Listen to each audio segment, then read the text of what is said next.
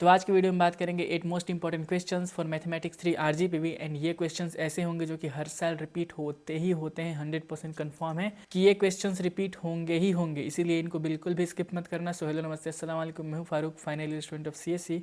चलिए शुरू करते हैं without wasting any time. Question 1 का है बाइसेक्शनल एंड रेगुलर फाल्सी मेथड, जो कि बहुत ज़्यादा रिपीट होता है। ये 1 का भी है न्यूटन्स रेप्सन मेथड, बहुत ज़्यादा रिपीट होता है ये भी।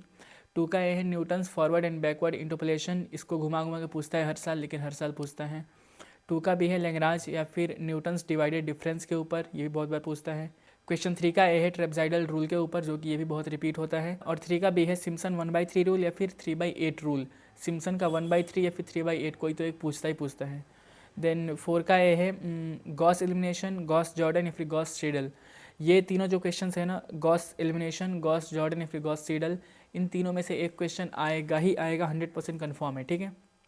देन 4 का भी है जैकोबी मेथड, जैकोबी मेथड बहुत इंपॉर्टेंट है। 5 का है ODE ऑर्डिनरी डिफरेंशियल इक्वेशन, जिसमें यूलर एंड मॉडिफाइड यूलर दोनों पूछता है।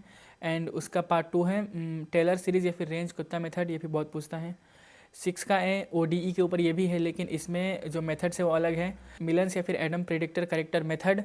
एंड इसका भी है लैपलेस पैशन हीट वेव। देखो जो लैपलेस वाले क्वेश्चंस है ना, ये बहुत ज़्यादा इंपॉर्टेंट है। लैपलेस इंटरपोलेशन मेथड हो गया या फिर इन्वर्स लैपलेस हो गया या फिर ट्रांसफॉर्म लैपलेस हो गया, बहुत ज़्यादा इंपॉर्टेंट है ये क्वेश्चंस, बहुत ज़्यादा रिपीट होते हैं, ठीक है। उसके बाद 7 का है बाइनोमियल पैशन या फिर नॉर्मल डिस्ट्रीब्यूशन। ये तीनों क्वेश्चंस कभी कभी अलग अलग पूछ देता है या फिर पूछ देता है दोनों के बीच में डिफरेंस बताओ या फिर दोनों के डेफिनेशन को कंपेयर करो, बाइनोमियल डिस्ट्रीब्यूशन या फिर पॉइसन डिस्ट्रीब्यूशन या फिर नॉर्मल डिस्ट्रीब्यूशन, ठीक है।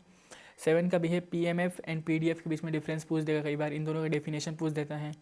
देन 8 का ये है लैपलेस एंड लैपलेस इन्वर्स, जो कि मैंने अभी बताया तुम लोगों को। क्वेश्चन 8 का भी जो है वो पूरा ओनली लाइक याद करने वाले क्वेश्चन है, इनके बाद डेफिनेशंस को याद कर लेना काम हो जाएगा, ठीक है।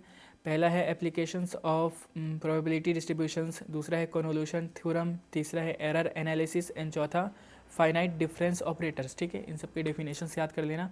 एंड जितने टॉपिक्स मैंने बताया ना, सबके एटलीस्ट डेफिनेशंस तो देख ही लेना कि ये होते क्या हैं। अगर मान लो क्वेश्चन बहुत ज़्यादा घुमा के पूछ दिया, बहुत ज़्यादा न्यूमेरिकल पूछ दिया, तो तुम अगर ये डेफिनेशंस लिख दोगे तो तुम्हारा काम हो जाएगा। एंड एक और बहुत इंपॉर्टेंट चीज़, बहुत सारे लोग पूछते हैं कि मैथमेटिक्स 3 का पेपर कैसे निकलेगा। अगर मान लो कि किसी ने बहुत अच्छे से पढ़ाई नहीं की है, किसी को न्यूमेरिकल समझ में नहीं आ रहे हैं, किसी से मैथ्स बन ही नहीं रहा, अगर ये सब क्वेश्चंस बन ही नहीं रहे, तो फिर क्या होगा। At least you have to try, क्योंकि आरजीपीयू में स्टेप मार्किंग होती है। स्टेप मार्किंग का मतलब ये होता है कि जितने स्टेप्स आप सॉल्व करोगे उसके आपको मार्क्स मिलेंगे। तो अगर मान लो किसी क्वेश्चन को आपने पूरा सॉल्व किया एंड आपका आंसर गलत आया, आपने 5 स्टेप्स सही किए एंड 5 स्टेप्स गलत किए, लेकिन 5 स्टेप्स के आपको मार्क्स मिलेंगे, ठीक है।